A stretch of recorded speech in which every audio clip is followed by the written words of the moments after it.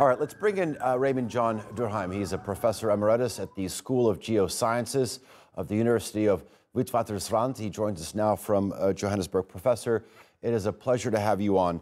You know, for somebody who doesn't deal with analyzing earthquakes every day, one thing that stands out for me is the fact that you have two very powerful earthquakes happening within a relatively short span of time, and the fact that this is such a large, powerful, destructive earthquake happening inland. Yes, that is true. That is really unusual, and that places enormous stress on your rescuers to be able to go and save people. And also with the events happening in the middle of the first event in the nighttime and in the winter time, and these events really compound the catastrophe. I'd like to ask you about this particular fault, the southeastern Anatolian fault line. It is a fault line that stretches for more than, I believe, 150, 160 kilometers. The amount of energy that's been released from this, this is one of the prime factors in terms of when you analyze the sheer scale of destruction. Yes, that is so. The surface area that was subjected to this is many thousands of square kilometers, and of course it's an area that's fairly got a high density of population and many buildings, and so it's not only the size of the earthquake that's a problem, it's the number of people that are exposed, and also the vulnerability and fragility of the buildings that are there, because it's not just the ground shaking that hurts people, it's the damage to buildings, it's the falling buildings that injure and kill people rather than just the ground shaking. When you have a powerful earthquake, we're accustomed to actually experiencing a not as powerful, but still a strong series of aftershocks. When you look at this magnitude 7.7, is the subsequent earthquake that measured 7.6, would that be considered an aftershock or a completely independent seismic event?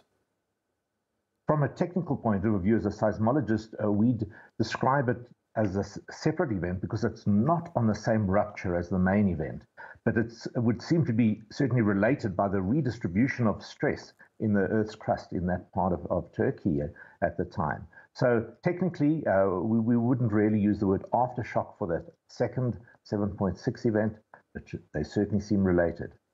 After the 7.7 and 7.6, generally, typically, how long would these aftershocks, some measuring in excess of 6, magnitude 6, how long are they expected to continue for? Well, based on the statistics from similar events in the past, and that's what we go on, we can expect certainly weeks or even months that there could be an event of perhaps magnitude 6 or bigger. Okay. I also want to ask you, because of where the country is situated, obviously it's a conjunction of multiple plates, and there are other larger, longer fault lines that run along the major axis of the country. Do you feel that because of the seismic activity that we've seen on this particular fault line, that it has the chance to trigger, per se, other seismic activity along other fault lines? Well, certainly the North Anatolian fault, which runs in the north of your country and extends towards Istanbul, is known to be seismically active. But this fault is sufficiently far away that it's unlikely to directly trigger an event there. But I guess we can never say never. It's, an event could occur on that fault at any time, but it's sufficiently far away that it shouldn't be directly triggered. Okay. I'm wondering where the science is in seismology in terms of predicting earthquakes, because when you look at analyzing other activities from let's say volcanoes, it seems that you know, you are able to some degree expect volcanic activity, but you aren't able to do that when it comes to earthquakes. Yes, you're quite right. With a volcano, you can actually see, we use our instruments, the movement of magma as it comes close to the surface and to the volcanic eruption. So you can have warnings of days or even weeks that there's likely to be an eruption. With our seismographs, we are continually measuring and seeing seismic activity. This is an area of very active research around the world, including the work that I do in our deep gold mines in South Africa. But to know which event is suddenly going to grow into this major catastrophic event is something that's extremely difficult to know. We sometimes see increases in seismic activity, which then fades away again. And so exactly which event is going to lead or going to be that next big event is something that we haven't figured out how to do yet. So we can't rely on prediction yet. We need to be prepared. That is the reason. But some sort of seismic activity on a scale similar to this was expected, because along this fault line there's been a lack of any activity for the better part of 100+ years.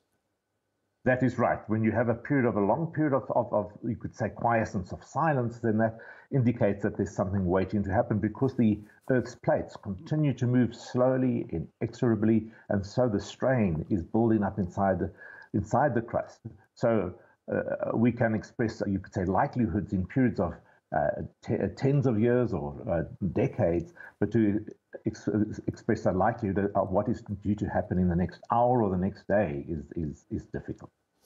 I was wondering if you could sort of maybe talk to us about some of the pictures that we're seeing here. This is, I believe it's an olive orchard in the province of Hatay, and there's this, in some areas we see, because of the strike and slip, just one part of the plate moving 3-4 meters in opposite directions. But this is, for lack of a better way to put it, a huge gash, about 200 meters wide, perhaps 30-40 meters deep. What type of a geological formation are we looking at? Well, really what you find, of course, the main rupture extends for well over 100 kilometers and extends deep within the Earth's crust. But when it reaches the Earth's surface, of course, the expression depends a lot on the near-surface geology. And so if you've got an area of perhaps soft soils, the strong shaking will trigger mass movements, will cause landslides and other slumps. And also, the pattern on the Earth's surface is often extremely complicated. I think, as we see here, it's affected by the topography, the type of soils, differences in rock types, differences in land use, even, because if you create terraces for agriculture, this can affect the natural slope and stability of a mountainside. We're mentioning, if I want to stay on this province of Hatay, I mean, it is not a province that sort of borders Kahramanmaraş, the epicenters of this earthquake. I'm wondering if what you just mentioned, soil composition, the differences in rock, despite it being relatively far from the epicenters, it's the one that's sustained the most amount of damage.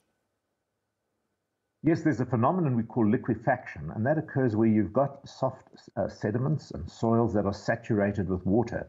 And even though they may be very distant, if you have shaking that's sustained for tens of seconds, the soil loses its strength and can actually, as we say, liquefy and flow. And that could well be the phenomenon that we are seeing over here. Okay, Professor Raymond John Durrheim, thank you very much for joining us here in our continuing coverage. Do enjoy listening to your analysis. Thank you. Thank you.